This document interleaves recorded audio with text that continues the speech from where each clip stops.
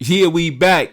Now, you know it makes it difficult in the modern day for the Western powers to carry out their economic and political agendas as opposed to maybe like a century ago, is because in the modern day, due to technological advancement, now we have things like camera phones now. Now we have access to global communication to where a black man in New York City could communicate with a black man out in Tanzania in real time, exchanging information, intelligence, etc., etc. And that's why, as we observe the developments in Niger, you see the Western powers, they scrambling right now. They don't really know what to do, where to go. The situation is way more complicated than, say, if it was the year 1927. If it was the year 1927, they would have just ran up in Niger, just bum rushed everything, put out the bayonets, the shotguns, the machine guns, and just went crazy on the whole civilian population, right? It would have been a massacre. It would have been a massacre of the citizens of Niger if it was a century ago. But you cannot do that in the modern day, right? You can't just run up in someone's sovereign territory and just lay the population down and just spill blood with impunity. You can't do that, bro. We got camera. Imagine the viral footage that would come out if they did something like that in the modern day. Imagine that, bro. Imagine that. Geopolitically, diplomatically, it would be a disaster for all the Western nations. So that's why you see them playing these proxy games. They got to come and hide behind ECOWAS. They got to hide behind they puppet leaders. They can't really just go in directly as their forefathers did, as their grandfathers did. It's way more complex, man. It's way more complex. Now, in today, I'm going to be, towards the end of the video, I'm going to be talking about an article that was put out. As you can see, take a look up on the screen, entitled, "A War on the Republic of Niger Will Be a War on Northern Nigeria" by Professor Usman Youssef. We're going to get into his article sometime later in the video. That's his brother on the screen. I think it was very interesting, and I like what he had to say. So we're going to get into it a little later on. But let's get into some updates, man. Like I told you last night, yesterday was the deadline. I believe it was Sunday that was given by ECOWAS in France and the United States and everybody else involved. They said you had until Sunday to reinstate the president. And the military government said, fuck out of here. And they shut down the airspace. And the airspace, I believe, as it stands right now, is still shut down. But as you can see, take a look up on the screen. Flight Radar 24 showed a transport plane that had flown from the capital of Burkina Faso and landed in Niger hours after the airspace was closed. So, as you can see, you already know what it is, man. I told you in a video from the other day. Burkina Faso and Mali had warned against any military intervention in Niger. They had said that any military intervention to restore the overthrown president will be considered as a declaration of war against them. So it should come as no surprise to anybody that after the military government in Niger shut down their airspace, the military government in Burkina Faso was sending them planes over to their homies down in the capital in Niger. You already know what time it is, man. You already know what time it is. Let's continue. Now, as you can see, things are heating up, man. Take a look up on the screen. Niger military has deployed reinforcements to the capital after ignoring the deadline to cede power. Niger's armed forces have been bringing in reinforcements to the capital to prepare for a potential military intervention, a military source told CNN, just hours after the military junta running the country refused to abide by an influential regional bloc's deadline to cede power. A convoy of about 40 pickup trucks arrived at nightfall on Sunday evening, bringing troops from other parts of the country to both reassure a nervous public and prepare for potential battle. The deadline came and went Sunday without any change in the political situation. Bazoum remains deposed and his whereabouts are still unknown to the public. The National Council for the Safeguard of the Homeland, that's the name of the military government, is still effectively in charge of Niger. A junta leader said Sunday that Niger's armed forces will be closing the country's airspace due to the threat of military intervention.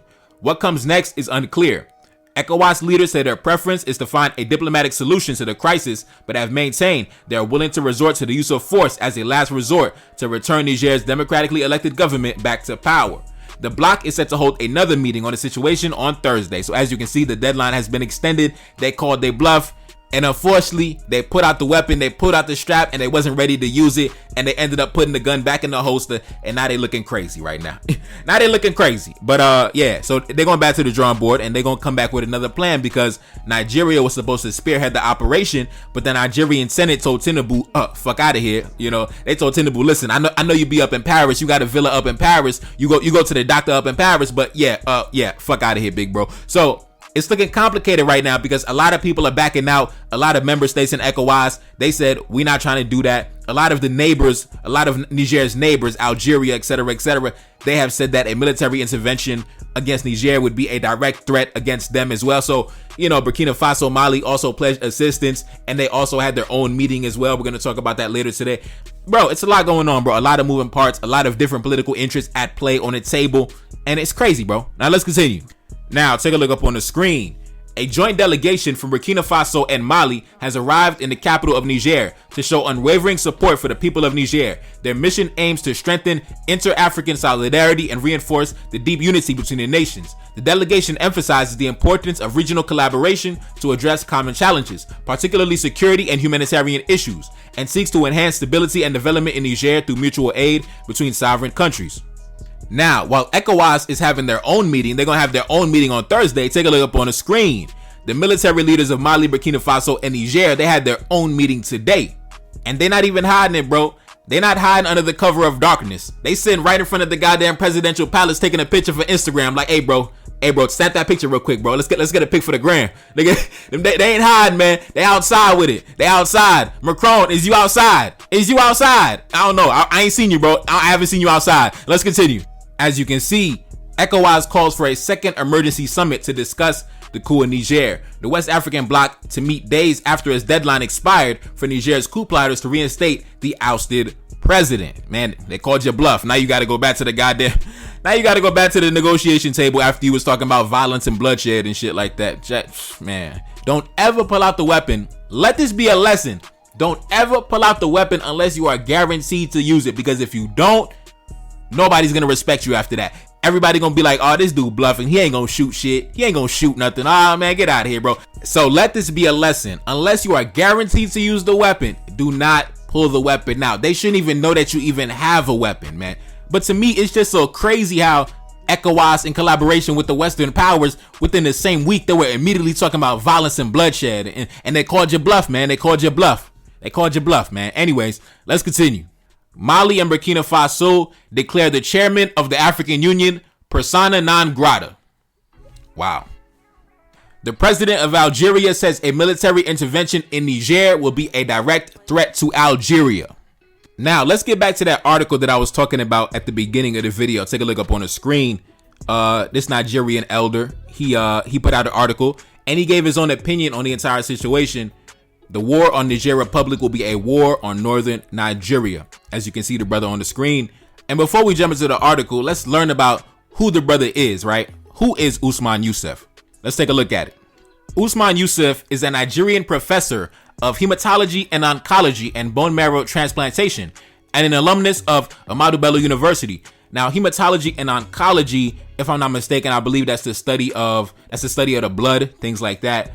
And I believe oncology is the study, if I'm not mistaken, the treatment, the prevention, diagnosis, and management of cancer. So he's obviously, intelligent brother, man. Intelligent brother.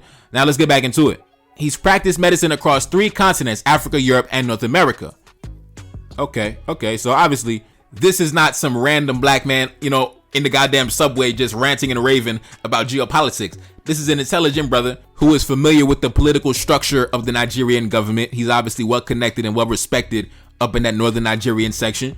So I'm not going to read the entire article because it was pretty long. You can do that yourself. But I am going to read the parts that stuck out to me that I thought was important. I thought it was pretty interesting. Let's get into it. He starts out the article by saying, "Let me dispense with any political correctness and say it loud and clearly that any attempt to invade the Republic of Niger by a Nigerian-led ECOWAS army under the guise of safeguarding democracy will be a declaration of war on northern Nigeria and its people, because we are the ones that will bear the full brunt of this misguided war. We in the region will not support any act of unprovoked aggression against Niger Republic under any pretense." Yay, bro, listen.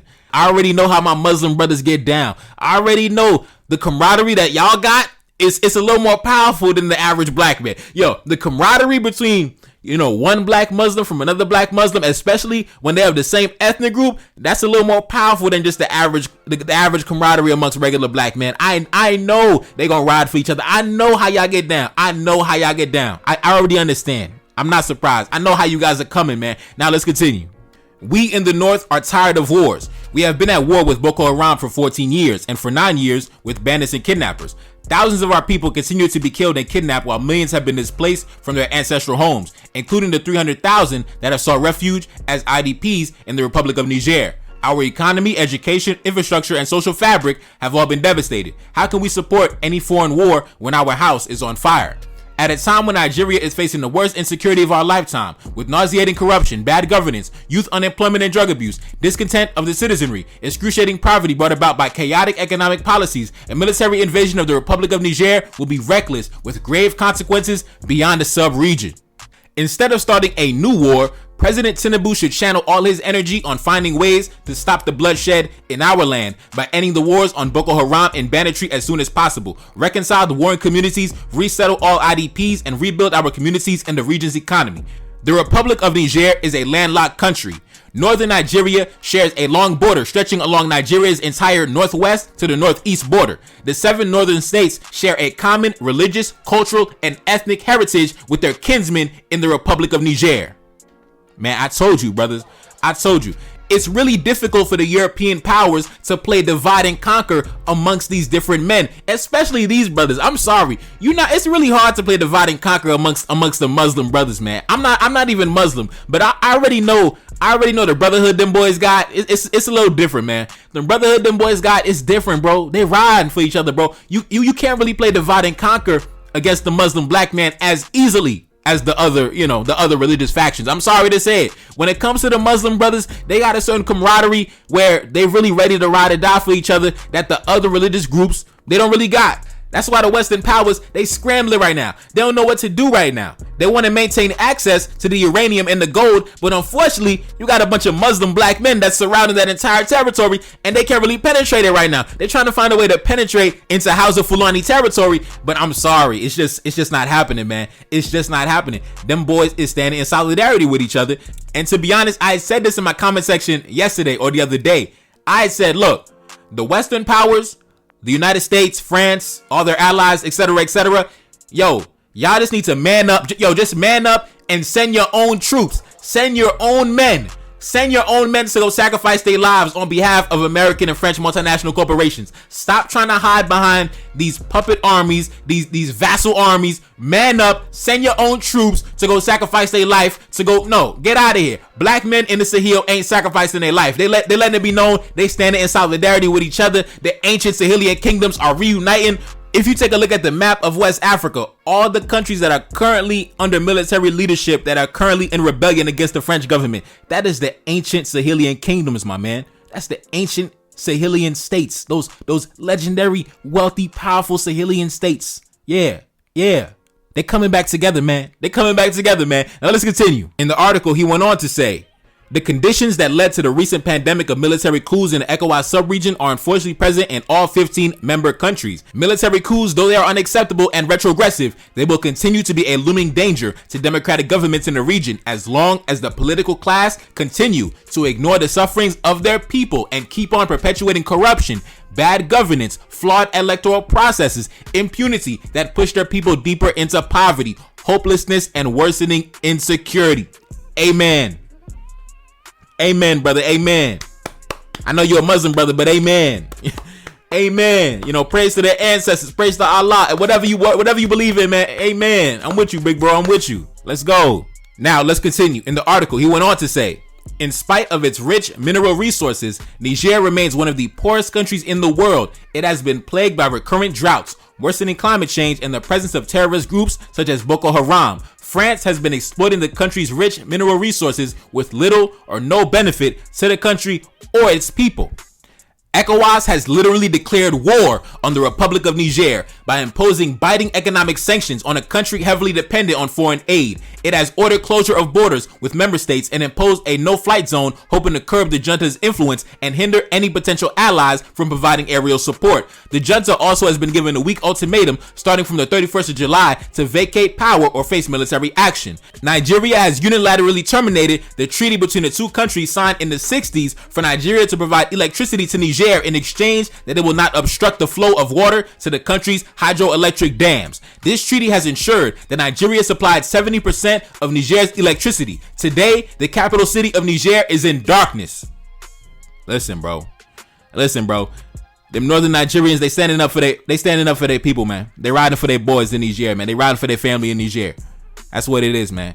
You can go read the full article for yourself, but later on in the article, he actually gave some of his own suggestions on how to solve the situation. Basically saying, let's achieve the desired outcome through diplomatic means. Military action should be off the table completely. No military action. And also, he also demanded that the Nigerian government also restore the electricity, because I believe 70% of Niger's electricity was supplied by Nigeria. And after Tinubu jumped out the window and declared war on Niger before the Senate, smacked them up and smacked them down, Niger responded by cutting diplomatic relations with Nigeria totally. So this brother right here is saying that the government of Nigeria should restore the electricity to Niger, and also to remove any military threat. Take all military action off the table completely. So yeah, man, salute to the brother, man. Salute to the brother. Listen, you can't play divide and conquer. Hey, in certain groups of black men, the divide and conquer, it does not work as effectively. It just doesn't work as effectively. Them boys that be worshiping Allah, it's really hard to penetrate them boys, man. I'm sorry. In my opinion, bro, in my anecdotal experience. I'm not a Muslim, but I truly admire the brotherhood and camaraderie that them boys got amongst each other. I really do. Now, let's continue. Take a look up on the screen. Niger is calling on its citizens to be ready to defend the homeland and the independence of Niger from foreign intervention. Now, before I get out of here, I'm going to play a statement that was put out, I believe sometime today or yesterday, from the military government in Niger, basically telling the population to, a call to arms to the population to be ready to defend the national territory. Be ready to defend your sovereignty. Be ready to die for the homeland. Now, I'm going to run the footage and we out. Let's go. À cet effet, le Conseil national pour la sauvegarde de la patrie lance un vibrant appel à la jeunesse, aux dignes filles et fils de notre pays, pour qu'ils se tiennent prêts pour la défense de la patrie. Vive le Conseil national pour la sauvegarde de la patrie, vive le peuple nigérien digne et souverain, vive le Niger indépendant. Je vous remercie. Reincarnated, I'm back in original fashion. I left on a horse and came back in the ass, and I left with abundance and came back to famine. We used to be pyramids, now we be rapping. Look how the mighty have fallen. Used to be running, now we be walking. When you be cooning, that's when they applauded. Selling your soul, your sons and your daughter. Gotta come up in this shit, they stuck in the mix. Really, my heart it be breaking. That's why I'm stacking that paper and handle my business. Pass it down in generation. Talking about money and power and building a nation. That's a deadly combination. Never be watching the TV, they pushing agendas, falsifying information. No, they got malice intentions. Step in the room and I'm feeling the tension. Enemy watching, he blocking my vision. Paying for the check cause I need my redemption. Building my kingdom, I need it protected. Ready for war like a young Money Congo. Never decided the team is the motto. Up in the crib and I'm whipping up waffles. Up in the crib and I'm smoking gelato. I'm chilling, I'm taking my pain and make it ambition. I'm blessed by the gods, but I ain't religious. I came for the power, they came for the bitch. They making no hourly wage, I got business. This shit is an art and they could never be taught. Selling my soul, I can never be bought. Play with my money, I see you ain't caught. Run to the check and I do it for sport. Babylon falling, I go to the source. Packing my luggage and go overseas. Shorty be with me and she so elite. Shorty be chocolate, I'm calling her Hershey. Secret intelligence probably gon' murk me. Don't fuck with brands cause nigga I'm Haitian. Say the wrong shit and get smacking their faces.